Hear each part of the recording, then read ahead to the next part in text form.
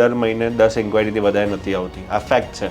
2017ની વાત કરું, taking it back to 2025, અત્યારે પ્રેઝન્ટમાં લઈ જાઉં, અત્યારે મારા ત્યાં દર મહિને 750 ઇન્ક્વાયરીઝ આવે છે. મારી પાસે અગર તમે આવશો તો 2.5 લાખ રૂપિયાથી લઈને 25 લાખ રૂપિયા સુધીનો ઓપ્શન્સ છે મારી પાસે. યુરોપના 29 કન્ટ્રીમાં ફ્રી એજ્યુકેશન થાય છે. અત્યાર સુધીમાં કેટલા લોકો આપણે ત્યાંથી ગયા છે યુરોપ? 1200 જેવા સ્ટુડન્ટ્સ ગયા છે. વિઝા કોપીસ ને બધું બ્લર કરીને ઇન્સ્ટાગ્રામ પર ને બધે મૂકતા હોય છે. મારા પેજ પર આઈ બેટ કોઈ વિઝા કોપી બ્લર નથી.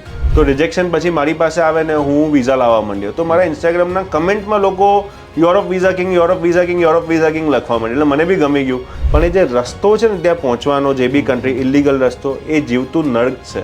બહાર મોકલવું મારો બિઝનેસ છે, પણ ખોટી રીતે બહાર ના જવાય. તો આપણે ફરવા માટે જવું હોય યુરોપમાં તો કયા કન્ટ્રીઝ છે? એના જેટલું સારું કંઈ નહીં.